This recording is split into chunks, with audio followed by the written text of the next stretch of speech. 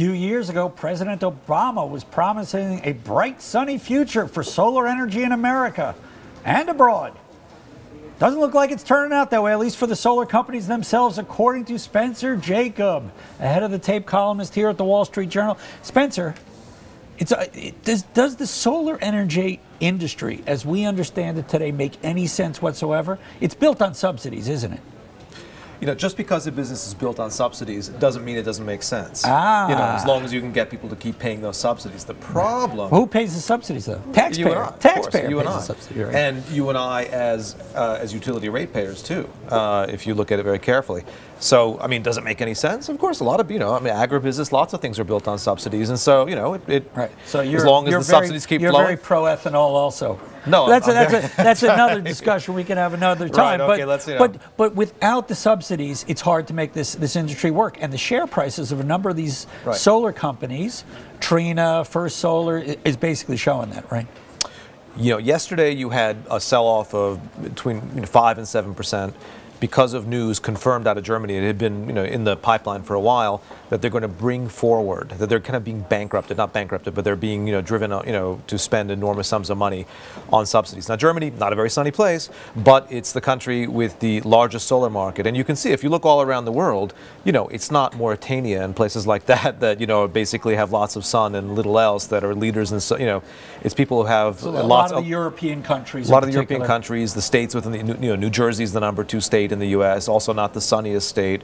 You know, Arizona has a lot, you know, which is the sunniest state, the sunniest place on earth, you know, by some measures, doesn't have a lot of solar energy. New Jersey has a lot because there are subsidies there. So it's basically business, you know, an industrial policy driven model for its business. I mean, it's like, government is going to make this work with taxpayer money.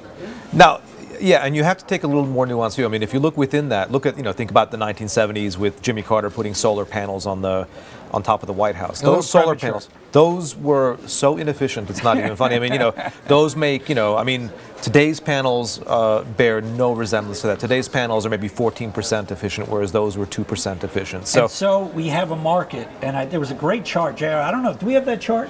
There was a great chart in your piece which pointed out that not only is it a function of the subsidies, but it's also a function of certain countries like China, which is very big into solar panel production, which doesn't really care about the economics of the business, correct? That's right. This is a business that they want to dominate, and you know, and it's not just solar panels, and it's also the, you know, silicon. It's the most abundant substance in the Earth's crust.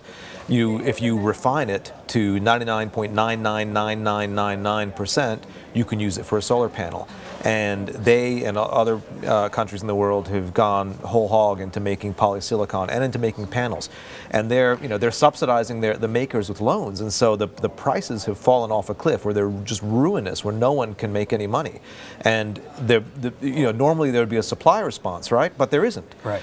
And on the other hand, from buyers, normally there'd be a buyer's response. You'd say, hey, these things are so cheap. But it doesn't matter because it's a subsidized industry. That's right. So it's done enough. So it's basically a flawed economic model. And yet President Obama is still very bullish on solar and wind power as the future for America. Do you think that's going to be a big part of his campaign platform in the fall? Or do you think he'll be quiet a little bit about solar energy? I think he'll be quiet about it because of Solyndra, because he, you know, that solar panel manufacturer that went bust, and there was some controversy over whether or not people in the White House and the administration helped it to get DOE loans. And you're going to have more. You had a lot of other bankruptcies in the clean energy space last year. You're going to have a few more this year. If pricing stays the way it is, I mean, you had some awful numbers today from Trina Solar, which I wrote about in my piece, then you'll have more bankruptcies. And a lot of them won't be in China because those companies are continuing to get cheap loans. And so it's people in the U.S., Germany, Canada. I think we have a share price here for First Solar. I mean, this is a business that is really more about hype and politics and subsidies than, let's call it, underlying traditional forces of supply and demand. And here we see during the big boom, this was a share price that was over $300 at one point, and now it's down at $37. The only way that this company starts to make a lot of money basically is through the continuation of some form of subsidy. They do make money, and they have a they have a good technology. It's a good company. They're doing the economically rational thing, which is cutting back a bit on production. The Chinese companies aren't doing that. They're increasing their output. So First Solar, I mean, they're not. I got to wrap. They're not one, I got to yeah. wrap. Okay. Leave our viewers with one thought about solar energy.